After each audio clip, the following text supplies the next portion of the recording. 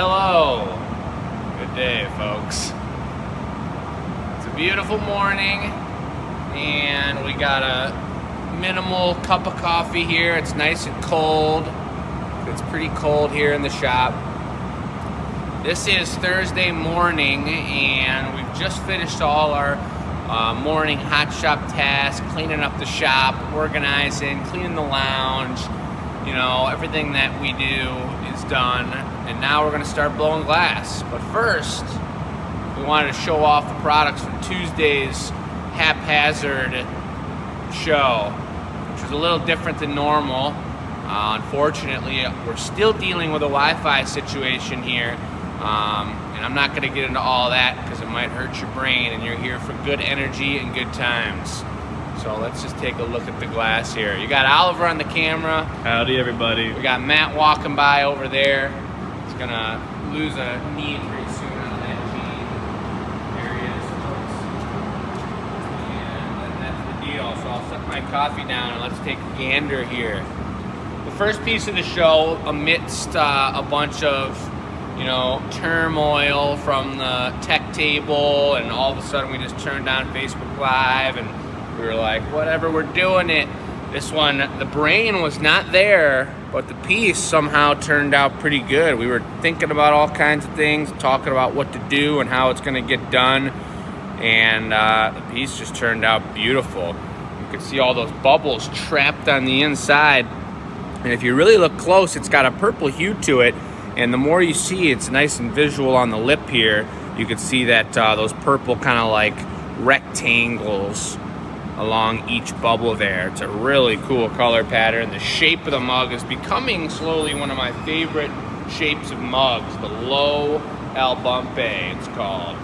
And the handle, Oliver brought over two amazing handles on this show. It's a perfect size, nice elephant trunk thumb saddle. It's good. I think this one's still for sale, actually, folks. We signed it on the bottom. TGP, the Gathering Point, number 248. And that one is available on the website. Should be the first piece of the show, number one. Turned out incredible. Then we went into the double switchback switcheroo cup stuffer. Yeah. And I remember Oliver saying, dude, when you go to... I'll just hold on here. We can't be taking phone calls on the show. When we were talking about, basically we blew a cup and then we had a twist going one way. The idea was to, with a hot gather, drop it in there and blow it up so it fills up those twists, and you got the opposite twist going on. So it's a basket weave slash or diamond pattern of two different colors. And that was the idea, and Oliver was like, now how are you thinking about how you're gonna make them go the opposite way? And we said that there was a 50% chance that we'd get it right. And we didn't hit that 50%.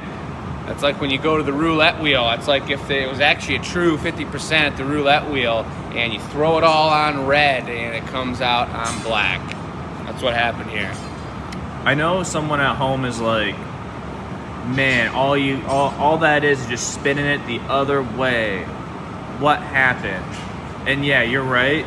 It is just spinning it the other way. Yeah. But when you're in the moment and you're in the seat, you might as well be doing rocket science. Yeah, and at the same time, I was looking at Michelle. We couldn't talk like a normal show. She was talking through the Facebook Live. The camera was vertical. It was tripping my brain out. Yeah. And then you were over there opening up the cup and getting it prepared and having the timing of laying it down the mold, preheating it. We were all running around, and I was just like dancing in my brain, twisting it up.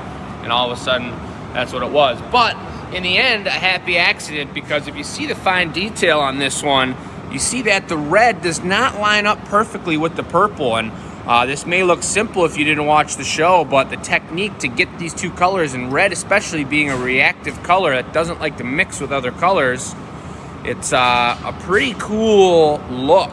Look on the inside, it's more red hue, purple on the outside. And as you look through like the whole entire cup on the side profile, like you do have that basket weave. That's true. You still we're gonna have to try it again and see what it looks like when you do truly have the double basket, triple, you know? Yeah. But for now, we're just taking it easy. For now, we're taking it easy. And the crisp, clear handle on there is looking beautiful. Another beautiful handle from Oliver. He sized it up a little bit, but the two things to notice about a handle is that clear, solid squish right there that goes on really strong. If it's brought over too stiff, you're not gonna get a nice connection like that. A lot of times it looks the best with clear, just like this. And then the bubble is just beautifully even right through there. Also, it was cut at the perfect length that there's just this amount squished down there. You could adjust the handle length by the amount that you put down here or up here and the amount you squish onto the body, but this one just went on what we call swellingly. And this one's sold. I can't remember who got it. I don't know if I saw the order, but I do know that one's no longer available. And actually, I do think it was a customer that was a first ever order, which is pretty cool, being on the Facebook Live. Maybe the algorithm pumped it a little differently than when we're working on YouTube and Facebook, but whatever your name is, I know I saw it on a piece of paper one time. You're a champion, and welcome to having an incredible piece. Use it well. No hot liquids, ice cold beverages, or lukewarm water, whatever you want to do. That's a beautiful piece. Then we had Michelle's coffee mixer stir creamer super twister beverage glass. This is inspired, she showed me the picture, by an iced coffee with creamer mixed and frothed up in it. It's like your first pour in one swirl. Mm-hmm. That's your creamer going through there, a little hint of brown, but truly iced coffee is more of like a black color, so she did a little mix of both on there, and I think it looks incredible. This was a cool idea. I'd like to come back to it.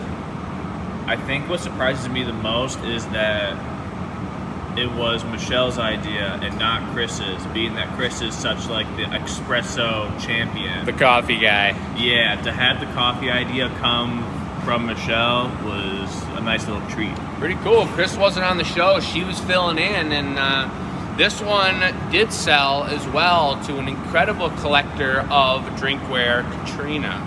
Ooh. That's right. Very nice. That's, I'm sure that one would have got snatched up by many other people. Michelle, kind of the director of the show these days, doesn't get on the pipe as often. She's working behind the scenes, making everything flow, and it was pretty cool to get her on the pipe and let you guys see a taste of what Michelle's all about. Absolutely. It's good working with her. A little different style.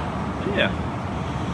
And then here was this experimental piece, and this was for Vicky, and she's just a champion for letting us experiment. She sent me an email. I believe Vicky's over on the West Coast, and she said, hey, you know, this is my first custom order, but what do you think about an idea like this? And I was like, as I've done with many other custom orders, listen, I'll give you a little bit of a discount on the price, knowing that this could turn out or it could not turn out, but you're supporting us to do this experiment in the idea of what you're thinking and what you want it done, and we're willing to give it a shot. Whether we make it or break it, we appreciate your support in that, and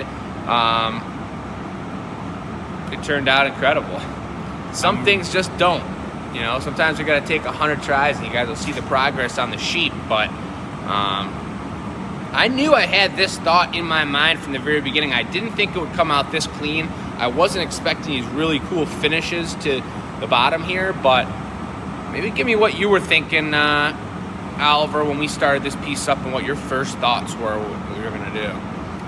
My first thought was, what are we getting into? Yeah. I loosely got the description from you about what this was, and it didn't super click for me what we were going for until like we put two colors on there, and then I started seeing it take shape, and then I was super down for it. But what I'm like really impressed with is how even all these bands came out.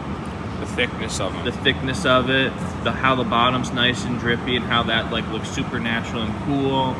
And then on top of that, how clean the top came out. Like, it that's broke not anything so clean. for those of you who maybe didn't watch the live show, we didn't grind that, we didn't sand it down, we didn't polish it. That is just right off the pipe and flame polish. That is And when it was time incredible to get it off the pipe, we were like, how are we going to get it off the pipe? We did a little problem solving. We completely winged it, figured it out, knocked it off. It came off beautifully clean, got it in the box.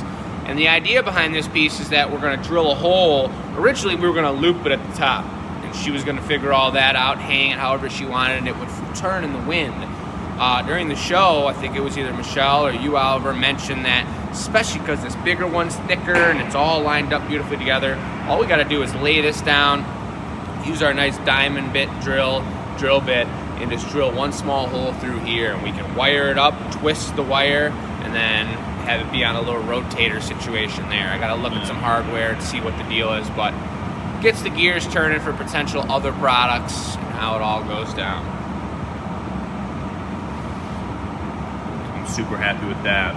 It was a great show for starting 15 minutes late and not having YouTube up and our regular tech. So appreciate you guys sticking with us during that one and seeing how it all is going to go down.